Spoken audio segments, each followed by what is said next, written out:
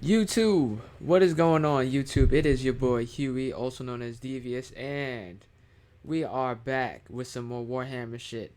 Now, mind you, I've watched this guy before in a previous video. I'm still trying to determine if I want to upload that one or not, because it has to do with the Primarchs. But if I do or if I don't, I'm still going to explain to y'all. I do have some previous knowledge with Warhammer 40k. Watched a few videos of Luton and Blinky. So now I'm trying to get more and more into the lore because I plan to pick up the books eventually. So once I do, I will let y'all know. But let's walk with the crazy man himself, Major Kill, who is known to be particularly offensive, but he gives good content, and sometimes he makes me chuckle a little bit. So let's give him a quick watch, shall we? Let's get it. Guys and gal, you've probably heard of a pleasure world, mostly because the word pleasure gets you stiffer than a lizard left in the Aussie sun. Also because One Mind Syndicate made a couple extremely clickbaity videos on the topic that aren't very accurate. No, you will not find nuns getting BDSM'd on these worlds. I feel like and he be definitely throwing not shots just the all day Slaneshi long cum just pit. cause But I can't bash just the cause man he too can. much. He don't Sex need sells, to, and it but he obviously wants to. attracted hordes of horny prepubescent virgins. Regardless, One Mind Syndicate trying to teach you about alleged sex worlds just doesn't seem right. It'd be like your uncle showing you how to put on a condom. I mean, you do know that pleasure worlds are also called garden worlds. Sure, a garden also has a lot of bush, but the first thing I think about when you say garden world isn't sweaty nun BDSM. The Imperium would have no issue exterminating the shit out of these worlds if it was infested with heresy. Before we get started, I've crunched the numbers, and despite only having 2% of my audience being chicks, or at least putting their gender down as chicks, that's still nearly 5,000 gap. I mean this respectfully, but I'm gonna have to skip past his ad. Yeah, I mean, just go follow his channel. The link is gonna be, the original video is gonna be in the description, of course, because I always do that. But let me just skip a little bit ahead and let's get to the action that we came here to see. All right, here we go. Right there. Who visits, and yes, we will talk about how prolific orgies are on them. Let's get into it.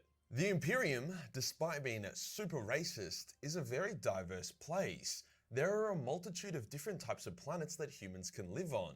These range from reasonably pleasant civilized worlds to overcrowded hive worlds all the way down to death worlds, which, yeah, use your fucking imagination. Out of all these worlds, by far the nicest are the pleasure worlds, also known as paradise worlds or garden worlds. They are characterized by their reasonably low populations, little to no taxes paid to the Imperium, and abundance of important influential people who want to take a break from fighting space bugs to death here and there. Most of them are landlocked and potentially even population controlled to ensure that it doesn't eventually just become another shithole in the Imperium. The word pleasure, much to every simp's dismay, isn't synonymous with sexual activity. I take pleasure in sitting on a beach on a nice day. I take pleasure in beating some sweaty Korean in Age of Empires 3, and I take pleasure in hooking Tracer as Roadhog in Overwatch. So for the most part, pleasure worlds are basically just I haven't one played big Overwatch in world such a full of long tourism. time. Jesus. So who gets to The last visit time I these played it, I pleasure think I was on worlds? a, Well, they do still on have the a base decent amount of PS4 that workers my and brother originally servitors had. there to cater to the world's visitors. Someone's got to blend that pina colada, you know. Beyond them, members of the Navigator houses, which are those dudes that look like Tien from Dragon Ball Z if he had bone marrow cancer, frequently visit these worlds. After all, their job is to literally peer into hell, so it's no surprise that they could use a break here and there. Planetary governors are also allowed to visit because they're rich as fuck. High-ranking members of the ecclesiarchy have access. After all, hanging out with choir balls all day can be exhausting. High-ranking members of the ecclesiarchy also have access. After all, hanging out with choir boys all day can be exhausting. It's not really set in stone who can and can't come. Imperial commanders, high-ranking administrative members, and even rogue traders can come and go. If you're in the top, 0.01%, you can come. That's the gist of it. As such, pleasure worlds are the ultimate place for networking. Rogue traders can talk to some of the most influential commanders over a massage and some Mai Tais. Members of the ecclesiarchy can gain friends with the administratum simply by being on the other end of a spit. Here is where the sex part of the pleasure worlds comes in. You've got a world that's barely regulated, out of public view, and full of rich dudes and dudettes on holidays.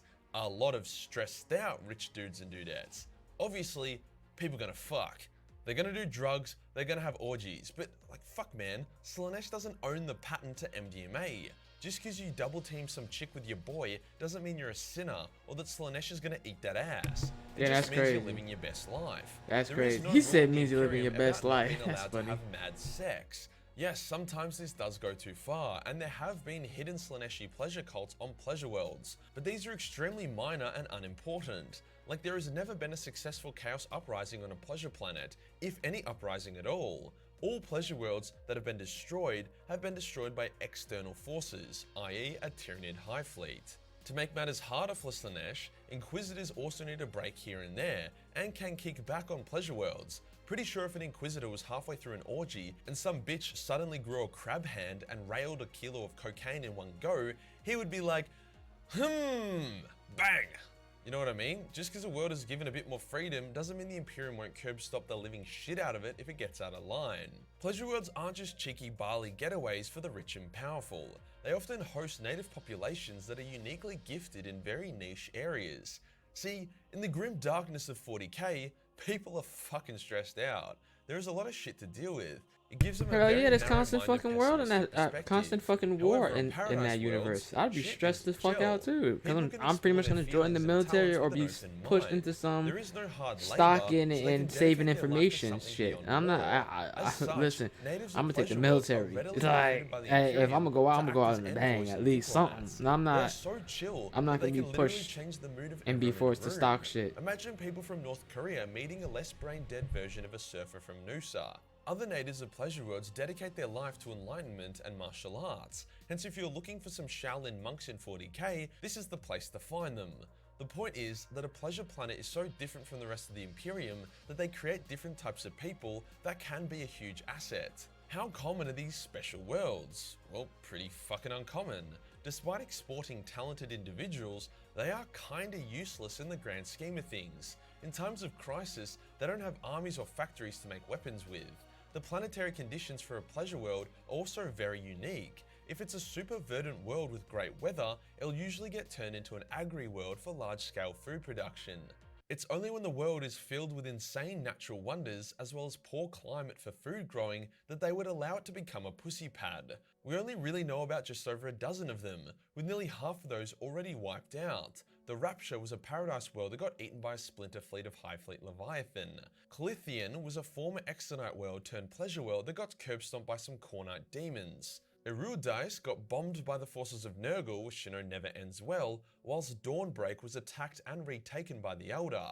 I say retaken, as quite a few pleasure worlds used to be maiden worlds. Maiden worlds being planets terraformed by the Elder thousands of years ago to be very nice and lush. With the remnants of the Elder Empire scattered, many of these maiden worlds were abandoned, then taken by the Imperium, because they're just so damn nice. Occasionally, the Elder will massacre some unsuspecting humans on these worlds because they're salty about how fucked on their race has gotten, which is a point of major friction between the two factions. Like 9 out of 10 times when the Elder randomly attack a human world, it's because it used to be a maiden world.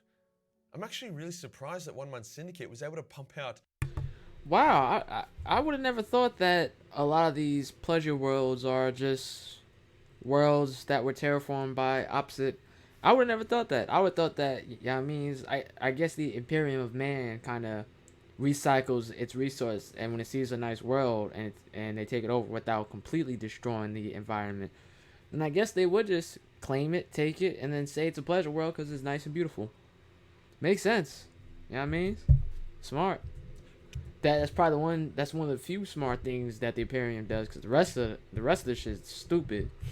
Two 16-minute videos on this topic, because there is fuck all lore about pleasure worlds. Like, I've basically included every bit of lore I was able to scour across multiple sources, and this video would be lucky to clock 10 minutes. I may be full of shit and occasionally get the lore wrong, but at least I don't waste your time by bloating the ever-living shit out of my content. If you enjoyed the video and you want to support the channel, then page. But that was interesting. That's the Hantai. But I respect it. You know what I mean? He kept it short and sweet, because the other ones look too long for me to watch. I ain't gonna lie. And when I did click on them, it just seemed like they were talking about other stuff. And then at the end or in the middle, it came up. I would think that pleasure worlds would be the lit worlds. Like, yeah, I mean, you can just get down and the Imperium would look the other way. But I guess not. I guess the Imperium is always on that ass for chaos.